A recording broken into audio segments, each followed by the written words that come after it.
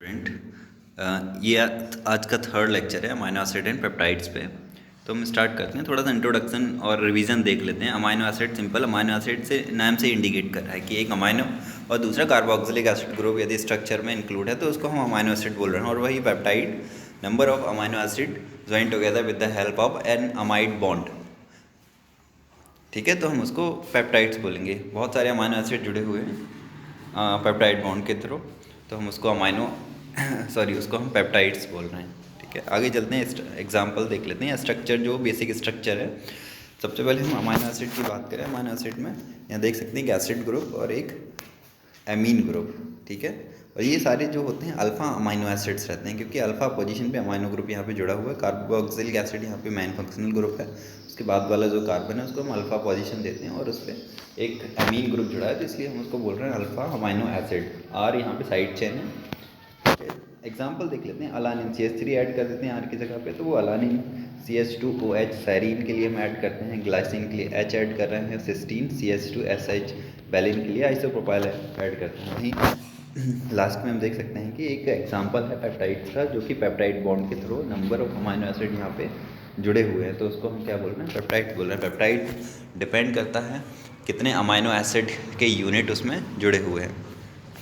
ठीक है, आगे चलते हैं। कुछ एग्जांपल है, ये सारे हम बहुत ज़्यादा चीज़ें डिस्कस नहीं करेंगे आज। Amino acid synthesis, there are 3 types of synthesis of amino peptide amino acid. Strecker synthesis, amidomalonate, reductive amination of alpha keto acid. ठीक है, तो मैं इसके बारे में डिस्कस नहीं करूँगा क्योंकि मैं ऑलरेडी डिस्कस कर चुका हूँ, और यदि आपको देखना है तो मैं लिंक शेयर कर दूँगा इसमें, तो आप देख सकते हैं। हम बात करेंगे अब पेप्टाइड बॉन्ड की। Covalent bonding in peptide, peptide के बीच में जो बॉन्डिंग हो रही है, आपस में जो अमाइनो एसिड जुड़ रहे हैं वो कोवलेंट बॉन्ड के थ्रू जुड़ते हैं, और जिसको हम पेप्टाइड बॉन्ड या फिर अमाइड बॉन्ड यहाँ पे बोल रहे हैं। Amide bond simply C+ONH। उनके बीच में जो कार्बोक्सिलिक एसिड और एमीन के बीच में जो बॉन्ड बन रहा है उसको हम एमाइड बॉन्ड बोल रहे हैं। ठीक है, a peptide bond is an amine type of covalent chemical bond linking to consequent alpha amino acid from C1। ठीक है, एक C1 साइड रहता है और एक N साइड रहता है। कोई C डबल बॉन्ड हो, एक ईस्टर साइड और दूसरा एमीन साइड में जो उसके बीच में जो बॉन्ड बनता है, जिसको हम अमाइड बोल रहे हैं, उसी की हम बात कर रहे हैं। ठीक है, दोनों अमाइनो एसिड के बीच में ये शेयरिंग पेयरिंग ऑफ इलेक्ट्रॉन से बन रहा है और स्ट्रॉन्ग बॉन्ड होता है यहाँ पे। एग्जाम्पल के लिए हम यहाँ देख सकते हैं कि कोई 2 अमाइनो एसिड हमारे पास हैं और लॉस ऑफ वाटर, यहाँ पे वाटर का लॉस होगा और फाइनली ये एक बॉन्ड बना लेंगे, अमाइड बॉन्ड, जिसको हम पेप्टाइड बॉन्ड बोल रहे हैं। यहाँ पे हम देख सकते हैं ग्रीन और ब्लू 2 टाइप के यहाँ पे 2 अमाइनो एसिड्स हैं, और आपस में कंडेंसेशन प्रोसेस के थ्रू ये जुड़ रहे हैं। आगे चलते हैं, सिंथेसिस ऑफ पेप्टाइड। अब पेप्टाइड की सिंथेसिस हम देख सकते हैं कि देखते हैं कि कैसे हम पेप्टाइड की सिंथेसिस कर सकते हैं, किन किन मेथड के थ्रू। जनरली 2 मेथड हैं, सॉलिड फेज और solution phase. Solid phase peptide synthesis, solution phase peptide synthesis. और हम बेसिक डिफरेंस तो हम यहाँ पे देख सकते हैं कि solid support, solid phase method जो है पेप्टाइड सिंथेसिस का, उसमें हम कुछ ना कुछ सॉलिड सपोर्ट लेंगे, और सॉल्यूशन फेज में जो मीडियम लेंगे वो सॉल्यूशन मीडियम या लिक्विड मीडियम लेंगे। उसके बाद सबसे पहले हम स्टार्ट करते हैं सॉलिड फेज सिंथेसिस मैरीफील्ड। यहाँ पे मैरीफील्ड रेजिन का हम यूज़ करते हैं, जो कि एक सॉलिड सपोर्ट प्रोवाइड करता है, एक सॉलिड मीडियम प्रोवाइड करता है पेप्टाइड की सिंथेसिस के लिए। In chemistry solid phase synthesis is a method in which molecule are bound on a bead. It means solid bead को भी हम एक पॉलीमरिक सॉलिड सब्सटेंस यूज़ करते हैं। फॉर एग्जांपल के लिए पॉलीस्टाइरीन बीड हम यहाँ पे यूज़ कर सकते हैं। And synthesize step by step in a reactant solution compared with normal synthesis in a liquid state. It is easier to remove excess reactant और byproduct from the product। जब भी हम यहाँ पे बात करते हैं कि जो हमारी सिंथेसिस हो रही है, या कई बार क्या होता है कि जब सॉल्यूशन फेज हम कंपैरिजन करें सॉल्यूशन फेज से, तो सॉल्यूशन फेज में बाई प्रोडक्ट का फॉर्मेशन होने लगता है, बाई प्रोडक्ट या साइड रिएक्शन होने लगती हैं, तो उसको अवॉइड करने के लिए हम यूज़ करते हैं सॉलिड फेज सिंथेसिस। कोई भी पेप्टाइड है या कोई भी एक सीक्वेंस पैटर्न में हमें ऐड करना है, तो हम उसके लिए सॉलिड फेज सिंथेसिस ज़्यादा प्रेफर करते हैं। बहुत सारी जो बाई प्रोडक्ट हैं या एक्सेस अमाउंट में जो रिएक्टेंट है उसको ईजिली हमें रिमूव करना है, तो उसके लिए हम सॉलिड फेज प्रेफर करते हैं। This method is use for the synthesis of peptide. अब ये जो मेथड है सॉलिड फेज सिंथेसिस, ये पेप्टाइड के लिए तो हेल्पफुल है ही, उसके अलावा DNA डीऑक्सीराइबोन्यूक्लिक एसिड को सिंथेसाइज करना है हमें, या फिर हम एक सर्टेन अलाइनमेंट में किसी भी प्रोडक्ट को सिंथेसिस करना है, एक सीक्वेंस पैटर्न में किसी भी केमिकल को सिंथेसाइज करना है, तो सॉलिड फेज सिंथेसिस मेथड बहुत ही ज़्यादा हेल्पफुल है। और इस मेथड के थ्रू हम ड्रग डिस्कवरी जो प्रोसेस है उसमें लीड मॉलिक्यूल की जो सिंथेसिस करना है, या नंबर ऑफ कंपाउंड हमें short number of time of period में हमें यदि सिंथेसाइज कराना है, तो solid phase synthesis is the best method. Problem with traditional synthesis, यदि हम ट्रेडिशनली सिंथेसिस से कंपैरिजन करते हैं जो नाउ डेज अवेलेबल है सॉल्यूशन फेज या सॉलिड फेज सिंथेसिस से, तो ट्रेडिशनल में हम बहुत ज़्यादा टाइम कंज्यूमिंग प्रोसेस थी, और जो पर्सन है केमिस्ट है वो सिर्फ एक ही मॉलिक्यूल को सिंथेसाइज कर पाता था, और प्यूरिफिकेशन में बहुत ज़्यादा डिफ़िकल्टीज आदि आदि साइड रिएक्शन भी बहुत ज़्यादा यहाँ पे देखने को मिलती थी। ठीक है, तो इस चक्कर में हमने क्या नई नई प्रोसेस डेवलप की, और जब सॉलिड सिंथेसिस की बात करें अब जो लेटेस्टली हम यूज़ करते हैं, तो वो टाइम कंज्यूमिंग भी नहीं है, और एक ही टाइम में हम बहुत सारे मॉलिक्यूल को सिंथेसाइज कर सकते हैं। प्रिंसिपल, नेक्स्ट हम बात करते हैं principle of solid phase synthesis. ठीक है, सबसे पहले हम क्या लेते हैं, जैसे हमें पेप्टाइड की सिंथेसिस करना है तो हमने अमाइनो एसिड ले लिया, अमाइनो एसिड को फिर एक पर्टिकुलर केमिकल के थ्रू हम एक्टिवेट करेंगे, कोई भी केमिकल मॉइटी हमने उसमें अधेयर करा दी जो कि एक्टिवेट हो गया, अब वो फर्दर रिएक्टिव हो गया है, जो कि सेकंड अमाइनो एसिड का जब हम कपलिंग करेंगे तो उसके टाइम पे वो इजीली रिएक्ट कर लेगा। रेजिन हम यहाँ पे क्या यूज़ कर रहे हैं, रेजिन सॉलिड मटेरियल जो कि एक सॉलिड सपोर्ट प्रोवाइड कर रहा है, डी प्रोटेक्टिंग। किसी भी एक हमें बताया कि अमाइनो एसिड में दो टाइप के फंक्शनल ग्रुप हैं, एक NH2 और C डबल बॉन्ड OOH, ठीक है, कार्बोक्सिलिक एसिड। तो दोनों रिएक्टिव हैं, वो दोनों किसी भी रिएजेंट से या जो सेकेंड अमाइनो एसिड है जिससे कपलिंग करने वाले हैं उसके साथ रिएक्शन कर सकता है, इसलिए हम क्या कर देते हैं, एक ग्रुप को हम प्रोटेक्ट कर देते हैं। ठीक है, प्रोटेक्ट कर दिया, और फिर हमने हमारे जो अमाइनो एसिड है, फर्स्ट अमाइनो एसिड है, उसको क्या कर दिया है, फर्स्ट अमाइनो एसिड को हमने एक्टिवेट कर दिया, फिर जो सेकंड अमाइनो एसिड आएगा फिर उससे कपलिंग होगी, कपलिंग उनके बाद सबसे लास्ट में हम क्या जो प्रोटेक्ट किया था हम उसको क्लीव कर देंगे।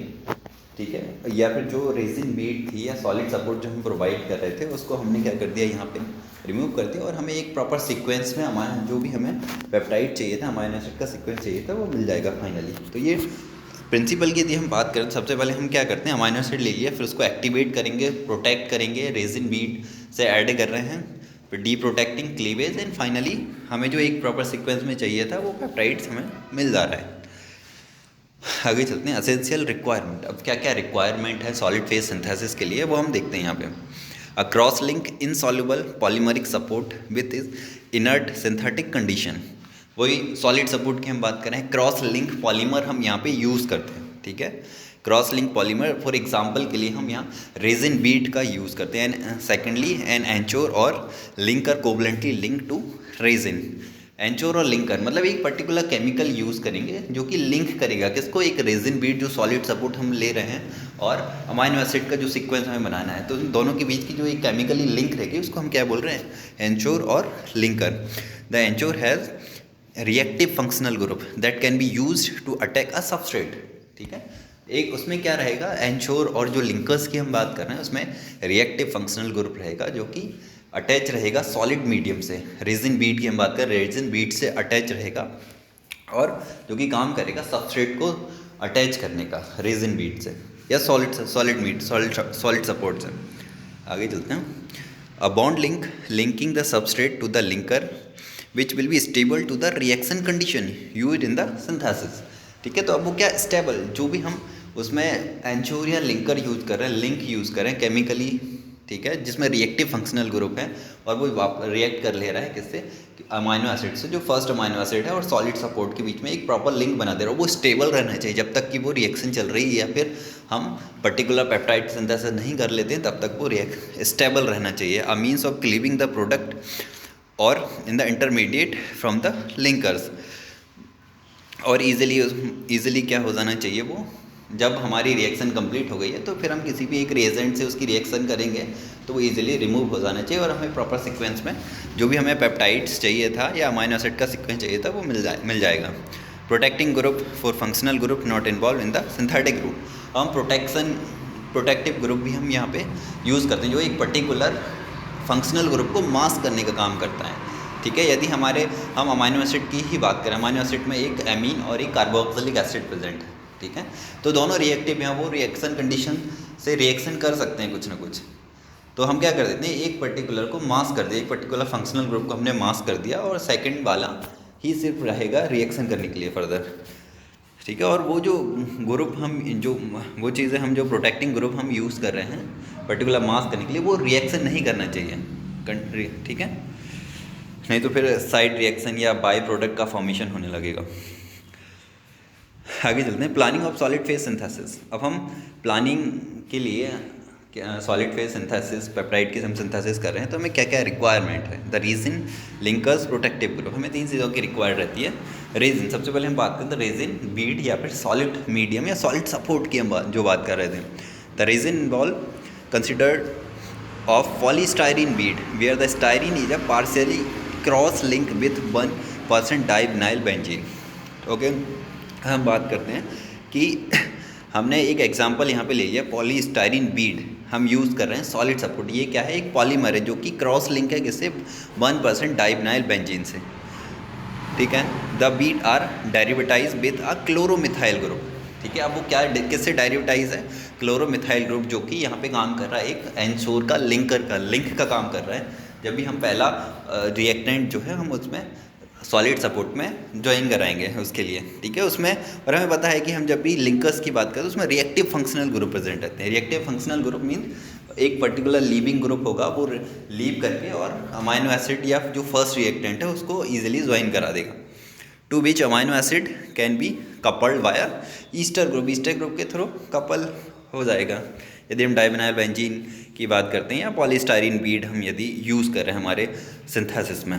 The easier group is stable to the reaction condition use to peptide synthesis but can be cleaved at the end of synthesis using vigorous acidic condition. अब हमें बताया कि हमने पॉलीस्टाइरीन बीड ले लिया एज अ सॉलिड सपोर्ट, ठीक है। तो अब वो जब हमारी रिएक्शन कंप्लीट हो जाएगी तो वो हम कोई भी एक एसिडिक कंडीशन देते हैं तो वो इजीली क्या हो जाना चाहिए, रिमूव हो जाना चाहिए पूरा सॉलिड बीड, और जो एंचोरो लिंकर्स जो लिंक है वहाँ से पूरा का पूरा क्या हो जाना चाहिए, रिमूव हो जाना चाहिए, और हमें जो फाइनल प्रोडक्ट चाहिए वो इजीली मिल जाएगा। तो हम इस टाइप का यूज़ करते हैं। Example of Beed, solid medium या सॉलिड सपोर्ट के एग्जांपल की हम बात करें तो फर्स्ट तो हमने देख ही लिया है कि polystyrene bead where the styrene या partially cross link with 1% divinyl benzene, और उसके लिए हम जो एंचोरो लिंकर्स की बात करते हैं क्लोरोबेंजीन। नेक्स्ट है सेफर्ट पॉलीएमाइड रेजिन। अच्छा, पॉलीस्टाइरीन बीड केमिकली इनर्ट है। केमिकली इनर्ट मतलब रिएक्शन में कोई जब भी हम ये सिंथेसिस करेंगे उस टाइम पे कोई भी साइड रिएक्शन नहीं करेगी। क्यों नहीं करेगी उसका भी हम थोड़ा सा देख लेते हैं, क्योंकि हमें पता है अमाइनो एसिड क्या है, पोलर नेचर के है। कार्बोक्सिलिक एसिड है, अमीन ग्रुप उसमें प्रेजेंट है, तो वो पोलर नेचर का है। लेकिन पॉलीस्टाइरीन बीड क्या है, नॉन पोलर है, ठीक है। तो वो आपस में रिएक्शन नहीं करेगी, रिएक्शन कंडीशन में कोई भी बाय प्रोडक्ट या साइड रिएक्शन कॉज नहीं करेगी। Seifert polyamide resin, Seifert polyamide resin polar nature की है। यदि हमें कोई नॉन पोलर मॉइटी सिंथेसाइज करना है एक प्रॉपर सीक्वेंस में, तब हम जो बीड यूज़ करेंगे या जो सॉलिड मीडियम यूज़ करेंगे सेफर्ट पॉलीएमाइड रेजिन यूज़ कर सकते हैं, ठीक है। टेंटेगल resin is 80% of polyethylene glycol grafted to cross-link polystyrene and provide an environment similar to ether, ठीक है। ईथर की जैसा एक environment प्रोवाइड कर रहा है या फिर टेट्राहाइड्रोफ्यूरेन की तरह एक environment प्रोवाइड कर रहा है जब भी हम यूज़ करते हैं टेंटेगल रेजिन को, ठीक है। और जिसकी कंपोजिशन की बात करें 80% पॉलीइथाइलिन ग्लाइकॉल जो कि क्रॉस लिंक रहती है पॉलीस्टाइरीन से, ओके। पॉलीस्टाइरीन यहाँ पे पॉलीमर्स है, कोई भी हम सॉलिड सपोर्ट में पॉलीमर्स ही प्रेफर करते हैं। और यदि हमें पेप्टाइड का सिंथेसिस कोई भी पोलर नेचर का मटेरियल है उसका हमें प्रॉपर सीक्वेंस में सिंथेसाइज करना है तो उसके लिए हम क्या यूज़ करेंगे, नॉन पोलर कोई भी पॉलीमर्स का हम यूज़ करेंगे वहाँ पे, ठीक है। जो कि रिएक्शन कंडीशन या जब भी हमारी जो प्रोसेस चल रही है, रिएक्शन चल रही है, उसके दौरान कोई भी बाय प्रोडक्ट या साइड प्रोडक्ट का फॉर्मेशन ना करे, इसको बचाने के लिए। नेक्स्ट हम peptide synthesis on a solid support.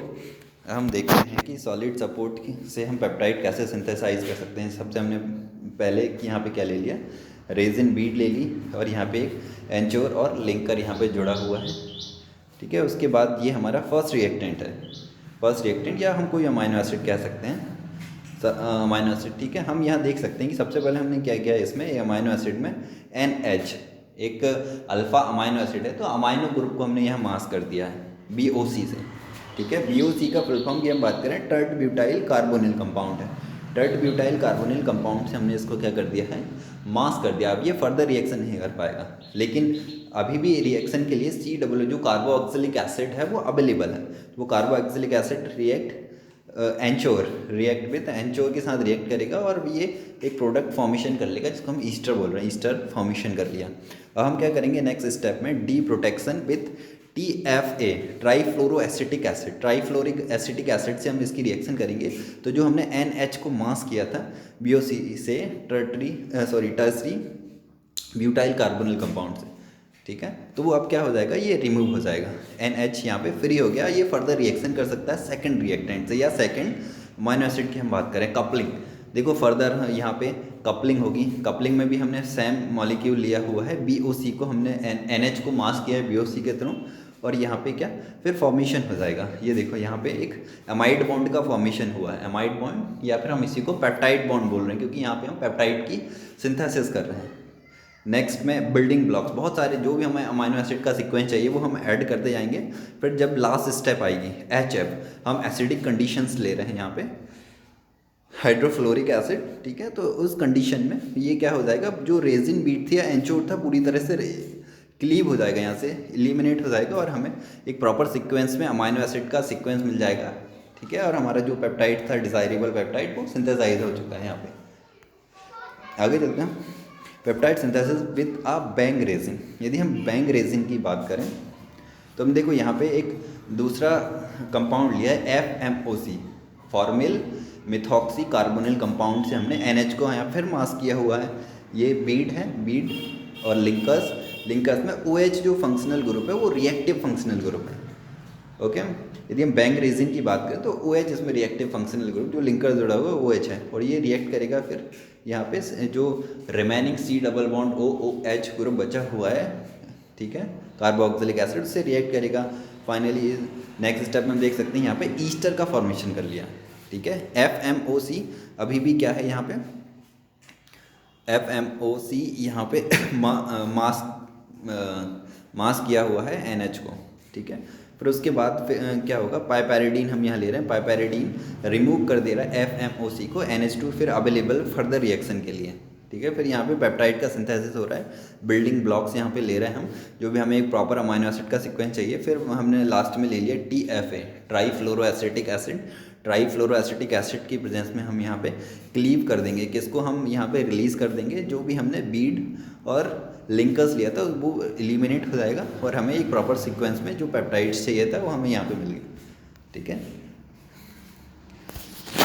आगे चलते हैं हम एंचोर और लिंकर्स की हम बात करते हैं, ठीक है। The anchor linker is a molecular unit covalently attached to the polymer chain making up the solid support. Solid support में बना रही है ये, ठीक है। सॉलिड सपोर्ट में एक रिएक्टिव फंक्शनल ग्रुप प्रेजेंट रहता है, उसको हम क्या बोल रहे हैं यहाँ पे, एंचोर या लिंकर, जो लिंक का काम कर रहा है, सबस्ट्रेट को यहाँ पे जोड़ रहा है रिएक्शन के लिए सॉलिड सपोर्ट से, तो हम उसको क्या बोल रहे हैं, एंचोर और लिंकर्स। लिंक का काम कर रहा है, नाम ही उसका इंडिकेट कर रहा है। It contain reactive functional group with which the starting material in the proposed synthesis can react and hence become attached to the resin, ठीक है, जो कि क्या कर रहा है, रेजिन को भी सबस्ट्रेट है उसको रेजिन से अटैच करने का काम कर रहा है। यहाँ पे हम देख सकते हैं रेजिन बीड। यदि हम बीड की या पॉलीमर्स की बात करें तो पॉलीमर इस टाइप का हमें दिख रहा है, ठीक है। और हमने यदि उस पर एंचोर जोड़ दिए हैं तो हम यहाँ देख सकते हैं कि लिंकर्स जो है, एक जो लाइन हमें दिख रही है उसकी पूरी पॉलीमर्स पे, तो वो एक लिंकर्स है, ठीक है। आगे चलते हैं, बाकी स्टार्टिंग मटेरियल हम यहाँ सारी चीज़ें यहाँ पे देख सकते हैं। जो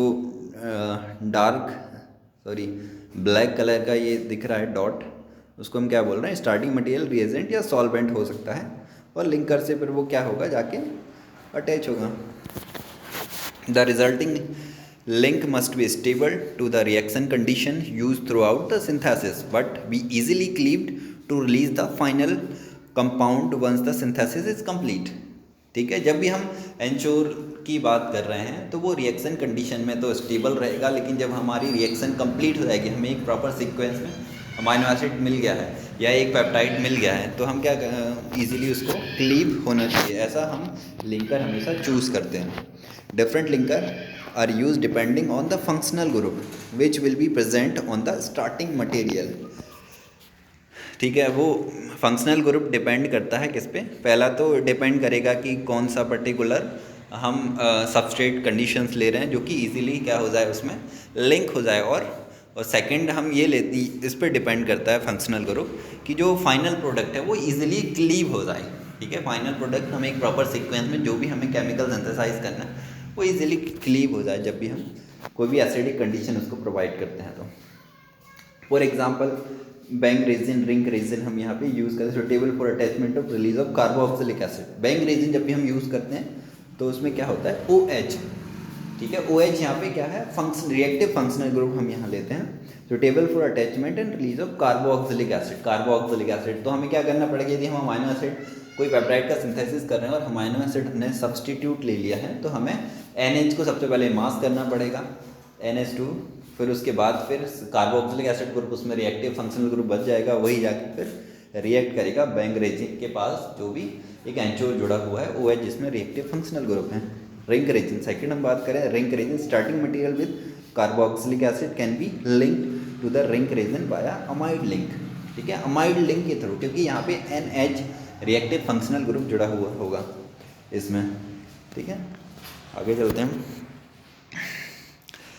लिंकर्स वही हम फिर से बात करते हैं। बीड यहाँ पे हमने क्या ले लिया, रेजिन बीड जो कि एक सॉलिड सपोर्ट प्रोवाइड कर रहा है, और X यहाँ पे रिएक्टिव फंक्शनल ग्रुप है, और यहाँ पे एक लिंकर्स भी जुड़ा हुआ है। स्टार्टिंग मटेरियल Y, ये हमें हमारा स्टार्टिंग मटेरियल है या फर्स्ट सब्सटीट्यूट हम इसको कह सकते हैं।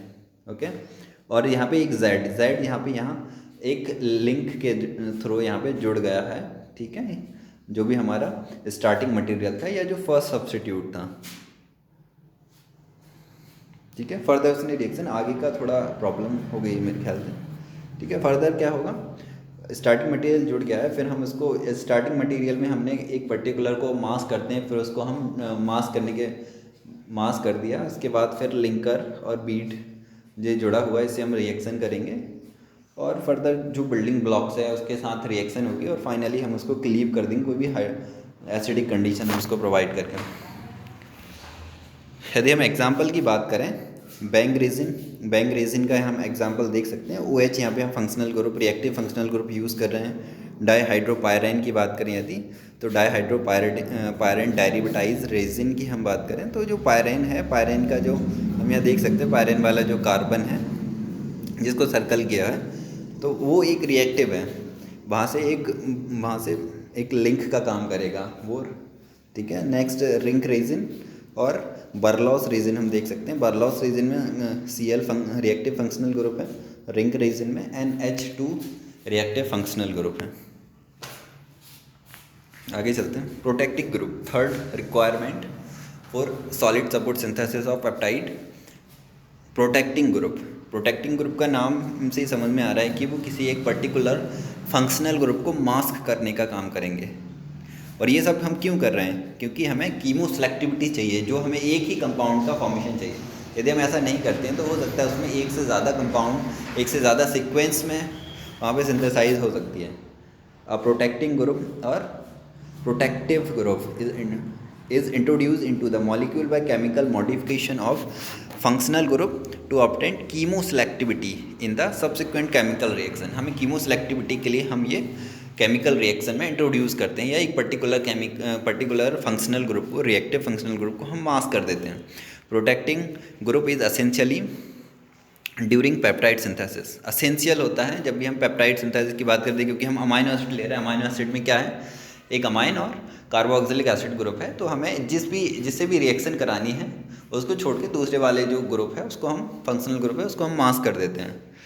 कि हम ये सब क्यों कर रहे हैं, क्योंकि अनडिज़ायरेबल कोई साइड रिएक्शन ना हो, बाई प्रोडक्ट का फॉर्मेशन ना हो।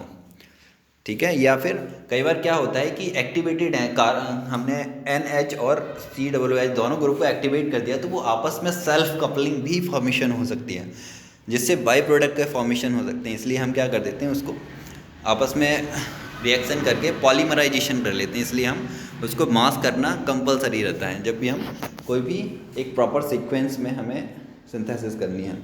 The two main example of protecting group, यहाँ पे एग्जाम्पल हम देख लेते हैं। BOC tertiary butoxy carbonyl, FMOC formyl methoxy carbonyl compound.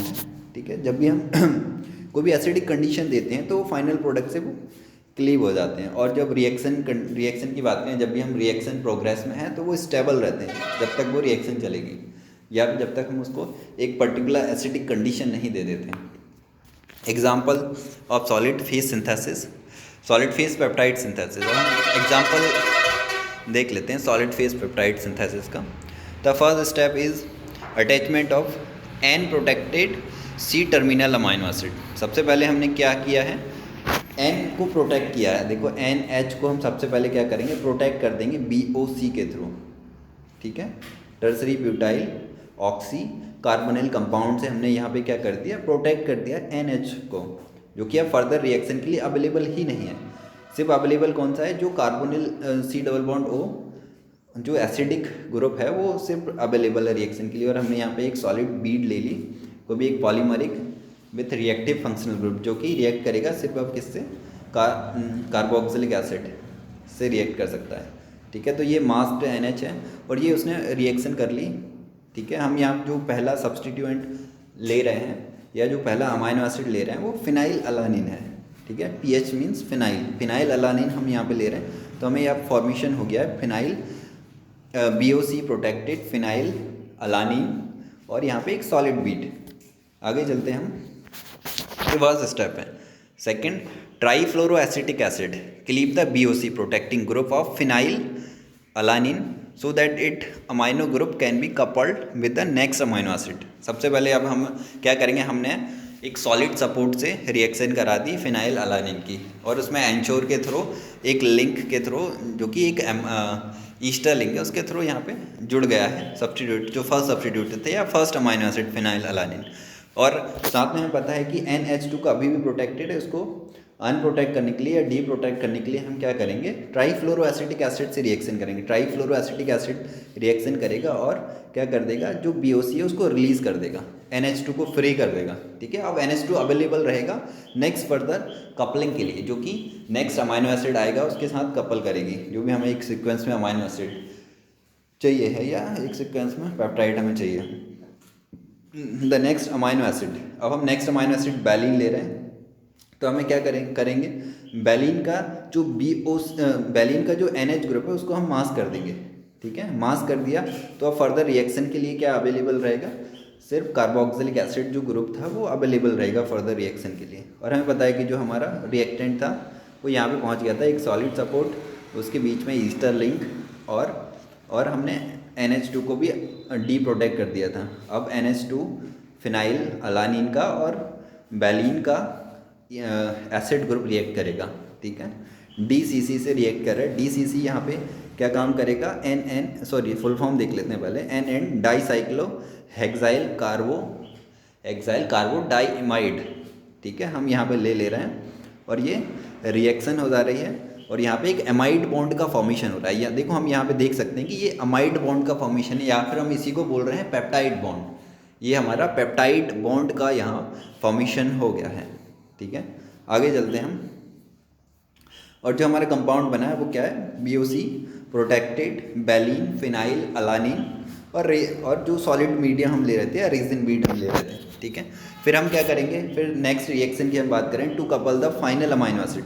यदि हम ट्राईपेप्टाइड की कोई सिंथेसाइज कर रहे हैं, ठीक है, तो हम finally to couple the final amino acid alanine, the chain is first deprotected by treatment with trifluoroacetic acid. सबसे पहले हमने क्या किया, अब हमें जो थर्ड वाला अमाइनो एसिड जोड़ना है उसके लिए हमें डी प्रोटेक्ट करना पड़ेगा NH ग्रुप को। ठीक है, जो कि BOC से प्रोटेक्टेड है, तो हम TFA ले लिया यहाँ पे ट्राईफ्लोरोएसिटिक एसिड। ट्राईफ्लोरोएसिटिक एसिड से हमने NH2 को क्या कर दिया, फ्री कर दिया, और बाकी का जो BOC था उसको हमने रिमूव कर दिया। Then the N protected BOC alanine and DCC are added. उसके बाद हम क्या कर रहे हैं, नेक्स्ट रिएक्शन में कपलिंग करेंगे। ठीक है, DCC के प्रेजेंस में हम यहाँ पे कपलिंग कर रहे हैं, देखो हमने DCC की प्रेजेंस में ये कपलिंग करी तो तीनों जो अमाइनो एसिड हैं वो यहाँ पे अटैच हो गए हैं अमाइड बॉन्ड के थ्रू DCC की प्रेजेंस में, ठीक है। अलानिन, बैलिन और फिनाइल अलानिन, और यहाँ पे P यहाँ पे क्या इंडिकेट कर रहा है, सॉलिड सपोर्ट, जो कि हमने रीजन भी लिया। BOC यहाँ पे प्रोटेक्टेड है, NH ग्रुप यहाँ पे प्रोटेक्टेड है। ये हमारा सिंथेसाइज हो गया है ट्राईपेप्टाइड। आगे चलते हैं हम। यदि हमें ट्राईपेप्टाइड चाहिए है तो हम बस यहीं तक सिंथेसिस करेंगे और कुछ एसिडिक कंडीशन देंगे जिससे कि बीड जो जुड़ी हुई है या सॉलिड सपोर्ट जो जुड़ा हुआ वो इजीली क्या हो जाए, रिमूव हो जाए, ठीक है। उसके लिए हम क्या यूज़ कर सकते हैं, कोई भी एसिडिक कंडीशन, जैसे कि HF का यूज़ करके हम उसको एलिमिनेट कर सकते हैं, क्लीव कर सकते हैं। If we are making a longer peptide, the addition of each subsequent amino acid would require the repetition of 2 steps. Okay अब हम बात करते हैं, यदि हमें ट्राई पेप्टाइड सिंथेसाइज करना है तो हम यहीं पे स्टॉप कर देंगे, ठीक है। HF हम देंगे और HF से के साथ रिएक्शन कराएंगे और फाइनली ट्राई पेप्टाइड में वो कन्वर्ट हो जाएगा और हमें ट्राई पेप्टाइड अपना मिल जाएगा। लेकिन यदि हमें कोई लॉन्गर चेन बनाना है, पेंटापेप्टाइड बनाना है या कोई पॉलीपेप्टाइड का सिंथेसिस करना है, ठीक है, तो हमें ये 2 प्रोसेस उसमें रिपीट करना पड़ेगी। Use trifluoroacetic acid to deprotect the amine group. सबसे पहले हमें क्या करना पड़ेगा, जो BOC प्रोटेक्ट है, BOC प्रोटेक्टेड अमाइन ग्रुप है, उसको हमें सबसे पहले रिमूव करना पड़ेगा ट्राईफ्लोरोएसिटिक एसिड का यूज़ करके, ठीक है। फिर उसके बाद अवेलेबल हो जाएगा NH reactive functional group available होगा फर्दर अमाइनो एसिड के साथ रिएक्शन करने के लिए। And at the next BOC amino acid, फिर हम क्या BOC प्रोटेक्टेड किसी भी अमाइनो एसिड के साथ रिएक्शन करेंगे with the presence of DCC की प्रेजेंस में हम फिर से उसकी रिएक्शन कर रहे हैं, तो वो BOC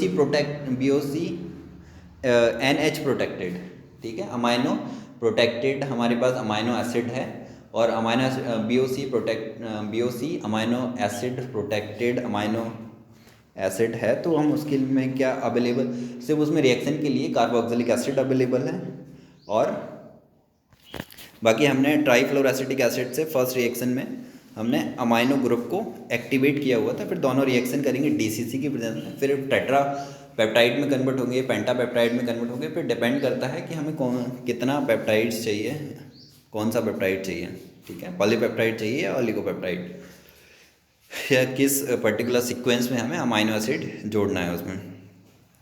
once the peptide is completed, the final BOC protected group must be removed and the peptide must be cleaved from the polymer.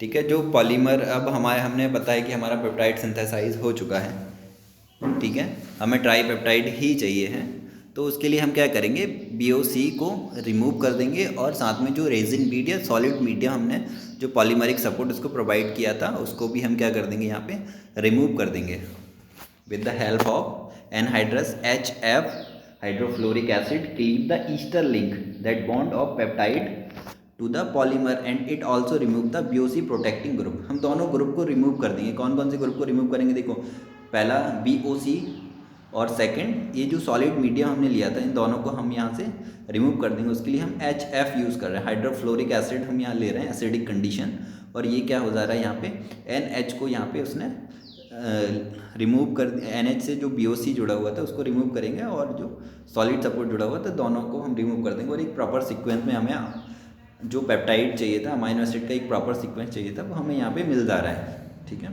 तो ये एग्जांपल था ट्राईपेप्टाइड सिंथेसिस का। And remember that solid phase synthesis goes attach the BOC protected C terminal to bead first, ठीक है। अब हम क्या करते हैं, हमने प्रॉपरली यहाँ पे देखा कि किस तरह से हम ट्राईपेप्टाइड का सिंथेसिस कर रहे हैं। सबसे पहले हम क्या लेते हैं, BOC प्रोटेक्टेड, जो कि एक रेजिन बीट, एक पर्टिकुलर हमने फर्स्ट सब्स्टिट्यूएंट ले लिया जो कि BOC प्रोटेक्टेड है। फिर हम उसको क्या कराएंगे, TFA से रिएक्शन कराएंगे, ठीक है। TFA से रिएक्शन करके BOC ग्रुप को हटा देंगे, एमीन को एक्टिवेट कर देंगे फर्दर रिएक्शन के लिए। फिर एमीन पर नया कोई अमाइनो एसिड आएगा, नया अमाइनो एसिड के साथ फिर रिएक्शन होगी with the presence of DCC। और फाइनली जब हमें क्लीव करना होगा तो उसके लिए हम हाइड्रोफ्लोरिक एसिड का यूज़ करेंगे। और फाइनली हमें एक सीक्वेंस में जो भी पेप्टाइड्स चाहिए है या अमाइनो एसिड का जो भी सीक्वेंस चाहिए वो हमें मिल जाएगा। सेकंड हम बात करते हैं solution phase, solution phase synthesis of peptides. Solution phase synthesis begin eight the and terminus, ठीक है। वो स्टार्ट कहाँ से हो रहा है? एंड टर्मिनस से, और एंड होगा सी टर्मिनस से, और left to right as draw the peptide. यदि हम कंपैरिजन करेंगे दोनों का, उसमें अभी हमने ट्राईपेप्टाइड लिया था, सॉल्यूशन फेज में भी हम ट्राईपेप्टाइड का ही सिंथेसिस करेंगे। The first major step is to couple the carboxylic group of alanine, ठीक है। सबसे पहले हम, क्योंकि हम स्टार्ट कहाँ से कर रहे हैं? अलानिन से स्टार्ट करेंगे और फिनाइल अलानिन की तरफ हम सिंथेसाइज करेंगे, ठीक है। Alanine to amino group to valine. This can not be done simply by activating the carboxylic group of alanine and adding valine. तो हमें सबसे पहले इसको वैसे एक्टिवेट करना पड़ता है, उसके बाद हम फर्दर इसकी रिएक्शन कर पाएंगे। If we are activated the carboxylic group of alanine it would react the another molecule of alanine, ठीक है। इससे पहले हमें उसमें एक्टिवेट करने की ज़रूरत नहीं पड़ रही थी जब हम सॉलिड सपोर्ट की हम बात करें, लेकिन सॉल्यूशन में हमें एक्टिवेट करना पड़ेगा। To prevent side reaction the amino group of alanine must be protected to make a non nucleophilic, ठीक है। अलानिन अमाइनो ग्रुप जो है अलानिन का, उसको हमें मास्क करना पड़ रहा है, यहाँ पे प्रोटेक्ट करना पड़ रहा है, ठीक है। नॉन न्यूक्लियोफिलिक उसमें हमें बनाना पड़ रहा है, क्योंकि वो साइड रिएक्शन या कोई बाय प्रोडक्ट का फॉर्मेशन ना करे। It is called the benzyl oxycarbonyl group, ठीक है। अब हम यहाँ पे क्या यूज़ कर रहे हैं? बेंजाइल ऑक्सीकार्बोनिल ग्रुप का यूज़ कर रहे हैं, ठीक है। बेंजाइल ऑक्सीकार्बोनिल ग्रुप, जिसको हम जेड ग्रुप भी बोल रहे हैं या CBZ हम बोलते हैं, लेकिन हम यहाँ अब्रेविएटेड यूज़ करेंगे जेड। सबसे पहला, अब हम उसका एग्जाम्पल यदि देखें तो जो फर्स्ट स्टेप है, preliminary step, protect the amino group with Z, और हमें पता है जेड मॉइटी का जो फुल फॉर्म है वो बेंजाइल ऑक्सीकार्बोनिल ग्रुप से हम उसको क्या कर दे रहे हैं? मास्क कर दे रहे हैं, ठीक है। तो हमने यहाँ पे ले लिया एक ग्रुप है और हम इसको मास्क करना है एक पर्टिकुलर जेड ग्रुप से, और जेड ग्रुप हम यहाँ स्ट्रक्चर में देख सकते हैं, ये पूरा जेड ग्रुप है, जिसको हम क्या बोल रहे हैं? Benzoyl oxycarbonyl group. Benzoyl oxycarbonyl group से हमने इसको मास्क कर दिया। देखो यहाँ पे ये बेंजोइल ऑक्सीकार्बोनिल ग्रुप है, और हम जो फर्स्ट रिएक्टेंट है अलानिन, उसको हमने मास्क कर दिया, ठीक है। तो यहाँ पे ये फॉर्मेशन हो गया बेंजाइल ऑक्सीकार्बोनिल अलानिन का फॉर्मेशन हो गया, या हम उसको शॉर्ट फॉर्म में क्या कह सकते हैं? जेड अलानिन, क्योंकि हम जेड अब्रेविएटेड यूज़ कर रहे हैं जो भी मास्किंग या प्रोटेक्टिंग एजेंट है। अब हमने यहाँ पे ले लिया फर्स्ट स्टेप की हम बात करें, activate the carbonyl group with ethyl chloroformate. अब हमने यहाँ पे क्या ले लिया? Ethyl chloroformate. ये इथाइल क्लोरोफॉर्मेट है और प्रोटेक्टेड अलानिन, जो कि फर्स्ट रिएक्टेंट है, फर्स्ट सब्स्टिट्यूएंट है। अब हम इसकी रिएक्शन कराएंगे तो हमें ये देखो, हम यहाँ देख सकते हैं कि ये फॉर्मेशन हो गया C double bond O O C double bond O, ठीक है। ये फॉर्मेशन हो जाएगा एनहाइड्राइड ऑफ कार्बोनिक एसिड। ये एनहाइड्राइड का फॉर्मेशन हो रहा है यहाँ पे, C double bond O O C double bond O। Anhydride का यहाँ पे फॉर्मेशन हो गया, सबसे पहले मिक्स एनहाइड्राइड का फॉर्मेशन होगा, ठीक है। या फिर हम इसको बोल सकते हैं एनहाइड्राइड ऑफ कार्बोनिक एसिड, क्योंकि हम देखो यहाँ पे एक एसिड क्लोराइड ले रहे हैं और यहाँ पे एसिटिक एसिड, दोनों की हम जब रिएक्शन करा रहे हैं तो मिक्स एनहाइड्राइड का फॉर्मेशन होगा। फर्स्ट हमने देख लिया। सेकंड रिएक्शन में form an amide bond to couple the next amino acid. जब भी हम नेक्स्ट अमाइनो एसिड कपल करेंगे, क्योंकि देखो फर्स्ट स्टेप हमने क्या किया? एक्टिवेट किया है, क्लोरोफॉर्मेट के थ्रू हमने एक्टिवेट किया है C double bond O OH acetic group को एक्टिवेट करने के बाद, और protected activate alanine, protected activated alanine के साथ फर्दर जो नेक्स्ट अमाइनो एसिड है उसकी रिएक्शन करा रहे हैं, बैलिन, ठीक है। बैलिन की हम रिएक्शन कराएंगे तो वो इजीली रिएक्ट कर लेगा और जो भी हमने एक्टिवेट किया था उसको रिमूव कर देगा, ठीक है। C double bond O NH, यहाँ पे एक एमाइड बॉन्ड का फॉर्मेशन हो गया है जिसको हम पेप्टाइड बॉन्ड बोलते हैं। आगे चलते हैं हम। Third step, activate the carboxylic group with ethyl chloroformate. Further हम वही सेम करेंगे। हमने अब यहाँ पे डाईपेप्टाइड हो गया है, डाईपेप्टाइड का जो कार्बोक्सिलिक एसिड ग्रुप है, इसको फिर फर्दर हम एक्टिवेटेड कर रहे हैं वही क्लोरोफॉर्मेट के थ्रू एक्टिवेट करेंगे तो जो क्लोरोफॉर्मेट है वो यहाँ पे ऐड हो जा रहा है और यहाँ पे एनहाइड्राइड, मिक्स एनहाइड्राइड का फॉर्मेशन कर ले रहा है। In the fourth step form an amide bond to couple the next amino acid, ठीक है। अब हम क्या कर रहे हैं कि जो थर्ड अमाइनो एसिड है हम उसको ले रहे हैं phenyl alanine. Third amino acid जो है फिनाइल अलानिन ले रहे हैं, उसकी रिएक्शन हम यहाँ पे करा रहे हैं। तो ये इजीली रिएक्ट कर ले रहा है और फर्दर जो एमाइड बॉन्ड से ये जुड़ जा रहा है, C डबल बॉन्ड O और NH, ठीक है। तो ये टोटल हमारे Z अलानिन वैलिन और फिनाइल अलानिन यहाँ पे फॉर्मेशन हो जाएगा। In the next step to make larger peptide repeat these 2 step for the addition of each amino acid residue, ठीक है। हमें ये दोनों स्टेप जो हमने देखा कि क्लोरोफॉर्मिल से हम क्या कर रहे हैं, उसको रिएक्टिव कर रहे हैं C double bond O OH group को, ठीक है, और उसके बाद फिर हम उसकी रिएक्शन करा रहे हैं। तो ये जो 2 स्टेप है, 2 स्टेप कंटिन्यू रहेंगी यदि हमें कोई लॉन्गर पेप्टाइड का सिंथेसिस करना है या एक पॉलीपेप्टाइड का हमें सिंथेसिस करना है। Activate C terminal of the growing peptide by reactive with ethyl chloroformate cup and the next couple the next amino acid, ठीक है। और last step 5 remove the protecting group. अब हमें क्या करना है, ये प्रोटेक्टिंग ग्रुप जो हमने Z यहाँ पे प्रोटेक्टिंग ग्रुप की बात की थी उसको हम यहाँ पे रिमूव कर देंगे और हम उसमें रिड्यूसिंग एजेंट का यूज़ करेंगे, ठीक है। पैलेडियम रिड्यूसिंग एजेंट हम यहाँ पे यूज़ कर रहे हैं और ये फाइनली हमें जो एक सीक्वेंस पैटर्न में चाहिए था अलानिन वैलिन और फिनाइल अलानिन यहाँ पे हमें मिल गया है, ठीक है। यहाँ पे कार्बन डाइऑक्साइड यहाँ पे रिमूव हो जाएगा और ये PH CH3 के फॉर्म में यहाँ पे रिमूव हो जाएगा और हमें फाइनली ये प्रॉपर सीक्वेंस में यहाँ पे ये मिल गया है। अब डिफरेंस की बात करें सॉलिड और सॉल्यूशन फेस, ये तुम लोगों को करना है, मैं तुम लोगों से क्वेश्चन पूछने वाला हूँ ये कल, इसलिए अच्छे से देख लेना। सॉलिड फेस सिंथेसिस और सॉल्यूशन फेस सिंथेसिस अभी हमने डिस्कस किया, उसमें क्या डिफरेंस है और कौन सा ज़्यादा सुटेबल है reference. And thank you so much for watching video.